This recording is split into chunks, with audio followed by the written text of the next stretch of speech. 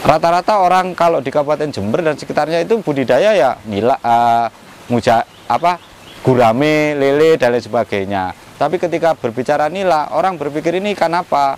Kemudian pasarnya kemana? Padahal ketika berbicara pasar, nila ini sampai hari ini paling aman. Naik turunnya harga itu tidak terlalu signifikan. Tidak seperti ikan-ikan yang lain ketika jatuh sekali, naik sekali. Jadi yang masih stabil sampai hari ini adalah ikan nila. Kalau kita pembibitan itu kita mulai tahun 2013. Jadi dari itu kita mencoba mencari apa yang cocok untuk di Jember.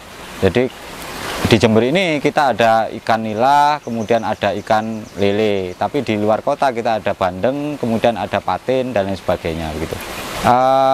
Jadi kalau tertarik ini karena potensi pasar ya. Jadi kami kan mencari informasi bagaimana pasar itu terbuka lebar untuk beberapa jenis ikan di masing-masing daerah. Contoh di Kabupaten Jember atau di Indonesia. Jadi potensi ikan nila itu luar biasa. Dari mulai benih kemudian hasil produksinya. Jadi kita ada potensi pasar lokal, kemudian ada potensi pasar ekspor. Kalau potensi pasar ekspor itu sampai hari ini ya di Indonesia untuk USA dan Timur Tengah itu kebutuhan ekspornya kan sekitar 100.000 ton per tahun. Tapi persoalannya kemampuan ekspor kita masih di angka sekitar 18% per tahun. Ya, kalau produksi itu macam-macam sih, tapi kalau untuk nila itu paling banyak di Jawa Barat ya. Di Jawa Barat itu memang nila luar biasa, di sana dikembangkan baik nila hitam maupun nila merah. Sementara kami di sini kita fokuskan ke pembenihan dan juga pembesaran, tapi lebih banyak kepada pembenihannya. Jadi cerinya juga, jadi mulai pembenihan sampai ini benih yang kita besarkan juga. Kalau sarana kita ada beberapa tempat, jadi banyak metode ya. Jadi ada metode full aerasi, kemudian ada metode konvensional dan lain sebagainya. Jadi pada intinya bagaimana kita mempersiapkan bibit itu sebanyak mungkin. Jadi kita perkirakan bibit itu per bulannya 5-6 juta ekor lah untuk nila. Untuk dua jenis nila yang biasa kita gunakan sampai hari ini. Kalau full aerasi ini sebenarnya kan kita alih teknologi aja. Jadi orang tahunya kalau budidaya ikan konsumsi ini punya kolam dimasukkan udah selesai.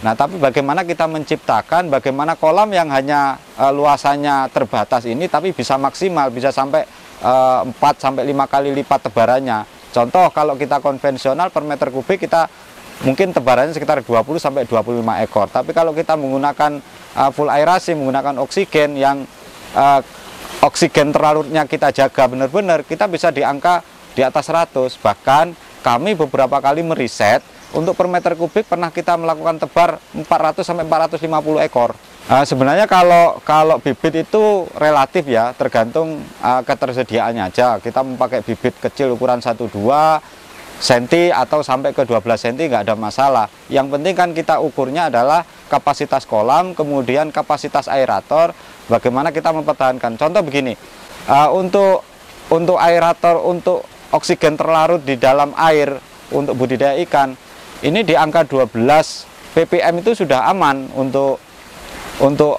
siang hari. Tapi biasanya ini ada penurunan di malam hari, dini hari, terutama di pukul 2 dini hari sampai pukul 5 dini hari. Nah, kita menggunakan teknologi bagaimana ketika malam hari ini tidak turun di angka 12. Jadi bagaimana bertahan di atas 12. Karena ketika oksigen terlarutnya ini dan tebaran ikan cukup padat di bawah 5, maka ini akan berakibat pada ikan ini sulit untuk besarnya. Jadi butuh proses panjang lagi untuk panennya gitu. Kalau aerasi manual macam-macam ya. Jadi kalau di pegunungan itu, contoh di Jawa Barat yang banyak dikembangkan itu banyak menggunakan kolam air deras. Jadi airnya itu mengalir dari sungai, kemudian masuk ke dalam kolam, kemudian dibuang langsung di situ. Nah, ini sistem aerasi manual. Jadi memang benar-benar sehat untuk airnya karena oksigennya juga jalan mengikuti alur sungai itu. Kalau kapasitas kita itu sekitar 5-6 juta ekor per bulan untuk benih ikan nila. Selain ikan nila? Ada ikan lele sih, ada ikan patin, ada kemudian payo itu kita bandeng. Jadi memang ada beberapa, tapi untuk di Kabupaten Jember kita fokuskan untuk pembenihan nila dan pembesaran ikan nila. Sebagian kita lakukan sendiri, tapi ketika permintaan pasar terlalu besar ya kita manfaatkan relasi yang ada. Jadi kita memang banyak beberapa relasi yang kalau kita ketersediaan bibit itu terbatas, mereka mensuplai kepada kita setiap bulannya. Kita untuk mitra, jadi kita kan ada ratusan mitra budidaya, jadi mereka mengambil bibit ke kami, kemudian sampai pada pola pembesaran dan hasil panennya kita yang ngambil. Jadi sementara kita penuhi pasar lokal, karena untuk memenuhi pasar ekspor kan kuotanya hasil produksinya masih rendah. Harga itu bervariatif, jadi rata-rata bibit itu diambil oleh pembudidaya sekitar ukuran 6 sampai 8 cm, bahkan ada yang 12 cm. Tapi kalau kita mengikut aja, jadi kadang-kala ada pembudidaya yang menginginkan bibit itu besar. Jadi contoh kita ingin panen dalam 3 bulan, ya udah berarti kan kita kasih bibit yang ukurannya lebih besar sehingga panennya lebih cepat gitu. Tapi kalau normalnya sih kalau bibit itu di ukuran 6-7 cm sampai 12 cm, ini sekitar maksimal di 6 bulan panen. Kita bagi masyarakat yang memang kesulitan untuk budidaya, memang bisa bekerja sama dengan kami, karena kami juga akan, ketika bekerja sama dengan kami, maka kami akan pantau di situ. Ada tim yang mendampingi mereka walaupun mereka pembudidaya baru, sampai pada proses panennya yang kita jamin, asalkan mengikuti aturan-aturan yang kita buat begitu. Termasuk untuk pendanaan permodalan? Ya, jadi permodalan kan kita bekerja sama dengan beberapa perbankan milik negara yang sangat terbuka lebar bagi pembudidaya yang mau mengembangkan usahanya.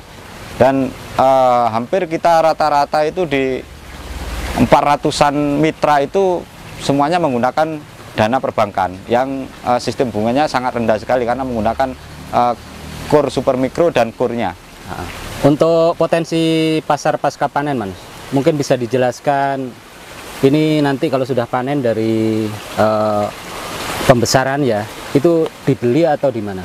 Ya, kalau panennya kita yang ambil. Sebenarnya target kami adalah bagaimana kita bisa mengekspor ikan nila ini, karena pasar ekspornya kan terbuka lebar untuk negara barat, jadi ada USA, kemudian ada di Timur Tengah.